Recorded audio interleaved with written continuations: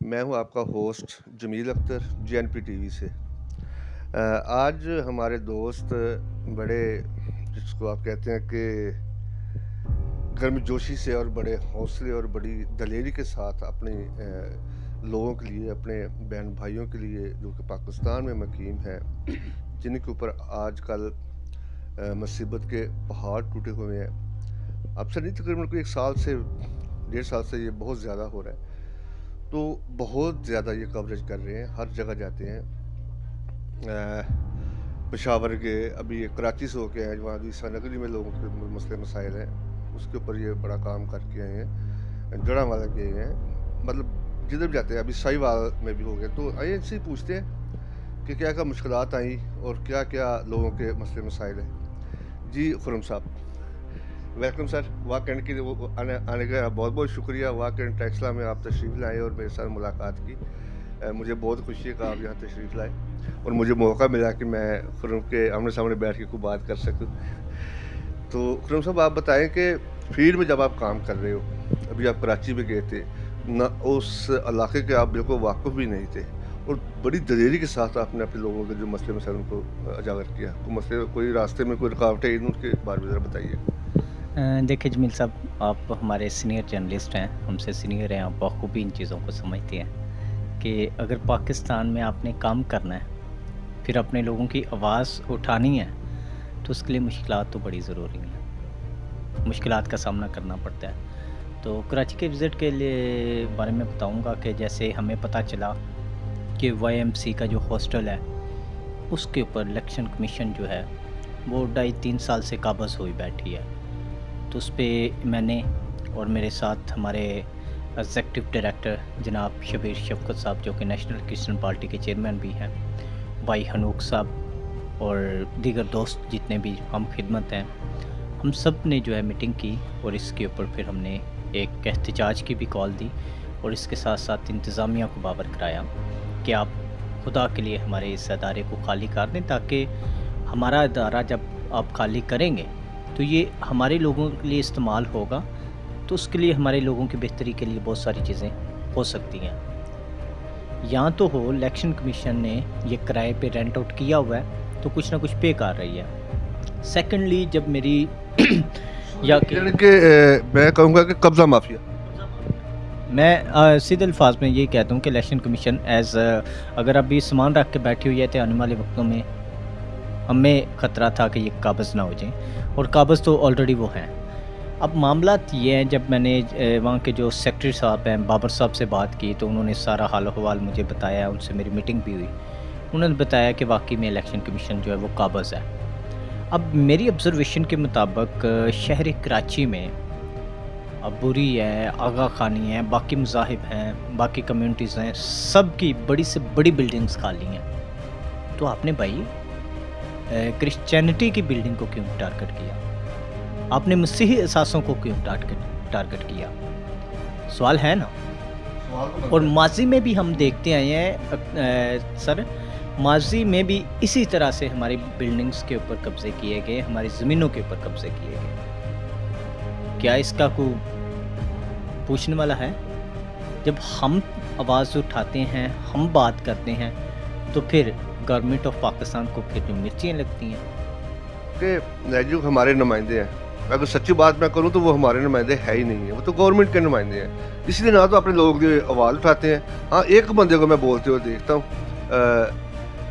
क्या नाम उनका, एमपी हैं हमारे, वो कभी कभी आवाज़ उठाते हैं अपने लोगों के लिए। बाकी तो सारे वो भेड़ बकरी की तरह, जैसे वो कहते हैं जी सर जी सर जी सर। जमील साहब, दो चीज़ें हैं। मसला ये है कि मैं समझता हूँ, एक तो वो मसीही हैं, और फिर मसीही होने के नाते मसीही ईमानदार भी कुछ हद तक हैं। अब वो अपनी पार्टी के साथ, अपनी अपनी जमातों के साथ वफ़ादारी दिखा रहे हैं, वफ़ादार हैं। अब देखें, बाकी कम्युनिटीज़ के भी एमपी एमएलए हैं, लेकिन जैसे ही किसी क्रिश्चियन कम्युनिटी के एमपीए ख़ातून या मर्द की बारी आती है, तो वो सबसे पहले जो है ना, अपनी पार्टी के जो सीनियर नुमाइंदे हैं, उनका शुक्रिया इस कदर अदा करते हैं कि उसी में उनका टाइम चला जाता है। कम्युनिटी की बात उन्होंने क्या करनी है? देखिए, वो कम्युनिटी के नुमाइंदे नहीं हैं। कम्युनिटी के नाम पे चुने गए हैं, सेलेक्ट किए गए हैं, लेकिन वो कम्युनिटी के नुमाइंदे नहीं है, वो अपनी अपनी पार्टी की नुमाइंदगी कर रहे हैं। बिल्कुल ये आपने सही फरमाया। मिलेगा वो वही करेंगे। बिल्कुल आप सही सही कह रहे हैं। अभी साहिवाल में का कोई सिस्टम आप गए थे उधर, तो क्या उधर देखा आपने, ज़रा वो उस पर भी रोशनी डालिए। देखें जी, साहिवाल वीडियो एक सोशल मीडिया के ऊपर वायरल होती है।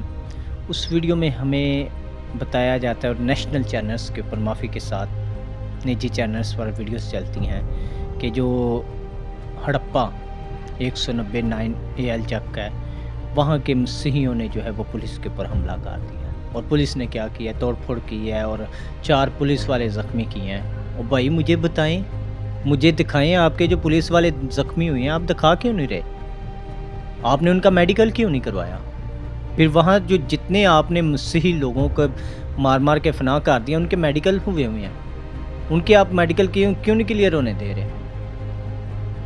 वहाँ ये जो मामला हैं स्टार्ट होते हैं जनाब, सिंध पुलिस ने यहाँ हठधर्मी की, मियाँ बीवी का झगड़ा है, और मियाँ बीवी भी अब हम नहीं कह सकते क्योंकि वो उन दोनों की तलाक हो चुकी है। आज ये बात मैं आपके चैनल के तवज्जुह से बताता चला जाऊँ, दोनों की तलाक हो गई हुई है। मर्द जो है वो सिंध पुलिस में था, वो पुलिस का सहारा लेके और पंजाब पुलिस को उसके कॉल के मुताबिक वो रिश्वत दे के अपने साथ लाता है, और आके अपनी सास, ससुर, साले को, साली को, और एक साली उसकी कुंवारी है, उसको बांध के उन्हें मारा जाता है। फिर जो दूसरी उसके भाई की बेगम थी ना, भाई की डेथ हो गई हुई है।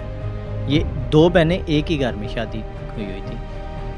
भाई की डेथ हो जाती है तो वो यहाँ पंजाब थी अपने वालिदैन के पास, जवान है वो। अब उससे मारते हुए घसीट के गाड़ी में डाल रहा है। जब डाल रहा है गाड़ी में तो लोगों ने देखा, लोगों से ना रहा गया, उन्होंने कहा भैया आप कौन हो? औरत ज़ात है, चीखो पुकार कर रही है, आप कौन हो? क्यों आप इनके ऊपर दावा बोल दिया आपने, मार कुटाई कर रहे हैं? लेकिन वो साथ ही पिस्टल निकालता है और हवाई फायरिंग शुरू कर देता है। जब वो हवाई फायरिंग शुरू करता है तो पंजाब पुलिस पास खड़ी हुई थी, लेकिन पंजाब पुलिस बजाय कि इस बात के उस शख्स को रोका जाता, उसे पकड़ा जाता, पंजाब पुलिस साथ उसी का दे रही है क्योंकि उन्होंने माल लिया हुआ था। ये मैं नहीं कह रहा, ये वो बंदा खुद कह रहा है, उसके बयान है, वहाँ खड़े होके उसने कहा। ये तो वैसे भी सोशल मीडिया पे तो यार बहुत सारी वीडियो है, वो जो फैमिली है उनका भी बयान यही है कि हमारा तो इसके साथ तल्क वास्ते ने इसने इस तरह करके हमारे साथ ज्यादती जुल्म किया है। तो ये जो पंजाब पुलिस है, क्या इनके कान या आँखें इनके काम नहीं करते, या ये बेशर्मी के पे उतरे हुए हैं यार के बस पकड़ लो, मारो और जो मर्जी कर। जमील साहब, आज मैं एक बात ज़रूर कहूँगा कि यहाँ पंजाब पुलिस दीदा दलेरी से उसे पता है कि ये मसीही हैं, उसे पता है कि इनके ऊपर जो मर्जी इल्ज़ाम लगा दें ये आगे से बोलने वाले नहीं हैं। और यहाँ मैं कुछ हद तक गलती अपने लीडरान की भी गिनता हूँ कि जो खामोश हो जाते हैं ऐसे अफसानियाँ पर। सर मुझे बताएं कि 780 दहशतगर्दी की दफ़ात आपने 80 लोगों के ऊपर लगा दी है। अब क्या हमारी बहनें, हमारी बेटियां उस गांव में बैठ के को बम बना रही थी? क्या वहाँ से कोई मंशात आपको मिली है, या फिर वो टेररिस्ट हैं, या अफ़गानिस्तान से उठ के आई हुई हैं, या कच्चे के डाकुओं की बेटियाँ हैं? वो हमें पंजाब पुलिस बताए ना। लेकिन पंजाब पुलिस ने क्या किया, रात के वक्त रेड करती है लोगों के घरों में, लोगों की तोड़ फोड़ होती है, लोगों के घरों से जो भी उनकी गरीबों की जमा पूंजी थी वो भी लेके जाती है। और ये हमारे पास रिकॉर्ड पड़ा हुआ है, बयान हमारे पास मौजूद हैं। यहाँ आईजी पंजाब साहब कहाँ चले गए हैं? आईजी पंजाब साहब को नहीं नज़र आ रहा कि मेरी पुलिस क्या कर रही है? पंजाब साहब तो फरमाते हैं कि सॉरी मैं अभी बात काट रहा हूँ, आईजी पंजाब साहब तो फरमाते हैं जी रा के एजेंट है, तो हमने उनको पकड़ लिया। ये कौन से एजेंट है ये बता दें। देखें जी, रा के एजेंट जो आईजी पंजाब साहब का फिक्रा था, प्रेस कॉन्फ्रेंस थी, ये सानेहा जड़ावाला के बाद आईजी पंजाब साहब करते हैं। जब प्रेस कॉन्फ्रेंस करते हैं जमील साहब, उसके बाद क्या करते हैं कि वो कहते हैं कि नेटवर्क तोड़ दिया गया। भाई मुझे बताया जे आईजी पंजाब साहब ये बात बताएं, जब नेटवर्क तोड़ दिया गया। जमील साहब गौर कीजिएगा, नेटवर्क तो आपने तोड़ दिया, मेरे अदारों ने उसमें अपनी, आप यूँ कह सकते हैं, जो भी एफर्ट लगाई है। भाई हमें भी तो कुछ नज़र आए ना। आपने नेटवर्क तोड़ा, उसके बाद पास्टर विकी के चर्च के ऊपर चॉकिंग की गई। पास्टर विकी ने मिटाया, आपने पास्टर विकी को गोली मरवाई इन्हीं इंतशारी जमातों ने, ठीक है। उसके बाद मुझे बताएं कि तब कहा गया कि पास्टर विकी ने चॉकिंग भी खुद की है, गोली भी खुद मारी है। अब आईजी पंजाब साहब, आपको मैं एक बात बताना चाहता हूँ कि पास्टर विकी तो इस मुल्क में नहीं है, तो खुदारा हमें बताया जाए। नेटवर्क भी आपने तोड़ दिया। उसके बाद कराची चर्च पर चॉकिंग करने वाले लोग कौन हैं, ये आप हमें बताएं। उसके बाद फिर लिया चर्च के ऊपर चॉकिंग करने वाले लब्बैक या रसूल अल्लाह और टीएलपी लिखने वाले और ये सारा कुछ लिखने वाले कौन हैं, आप हमें बताएं। आपने नेटवर्क तोड़ दिया, हमारे चर्चिस जलाए गए, चर्चिस के अंदर पे चर्चिस जला के जो फतह करने वाले लोग हैं चर्चिस को, उन्होंने अपनी जमातों के झंडे जो हैं हमारे अल्टर के ऊपर आकर गाड़े, वो कौन थे, आप हमें बताएं। आप इस चीज़ की फोरेंसिक करवाएं।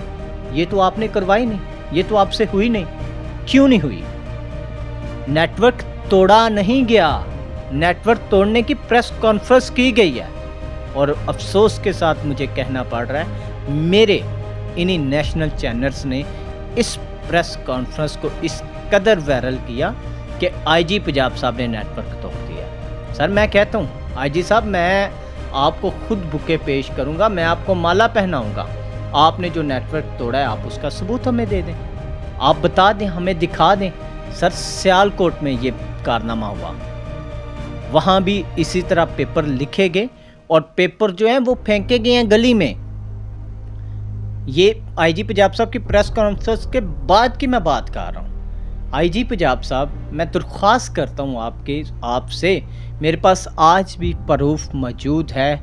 फैसलाबाद मदीना टाउन के अंदर आपने जब नेटवर्क तोड़ा जनाब, उसके बाद आप जानते हैं कि जिस जमात के लोगों ने क्रिश्चियन और मुस्लिम घर की कंबाइन दीवार और उस दीवार के ऊपर कुरान पाक रख दिया, और जब अदारे आ गए, और शुक्र है जब कुरान पाक रख रहे थे, कुरान पाक भी सही था और उसके कुछ सफ़ात जो हैं वो गिराने की कोशिश की जा रही थी मसीही घर की तरफ, तो ऊपर बैठे हुए उस घर के क्रिश्चियन बच्चे ने उसे उसी वक्त वीडियो में कैप्चर कर लिया उन्हें, साथ ही उसने 15 पे कॉल कर दी।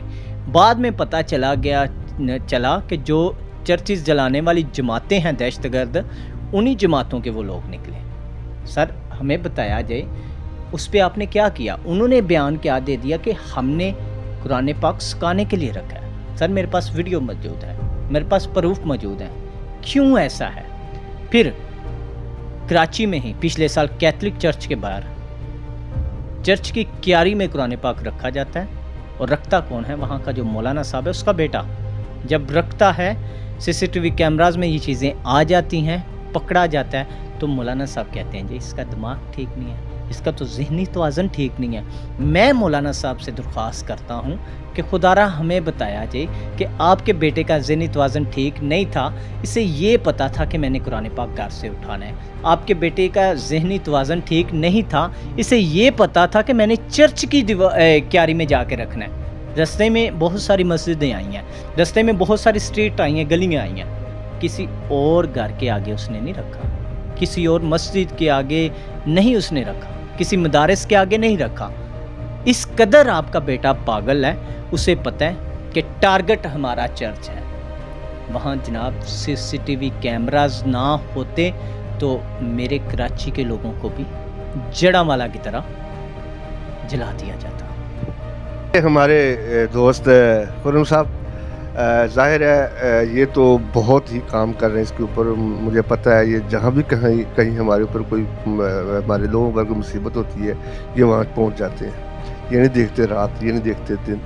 तो नेक्स्ट टाइम फिर उसके साथ गुफ्तगू करेंगे। बहुत शुक्रिया जी, थैंक यू वेरी मच।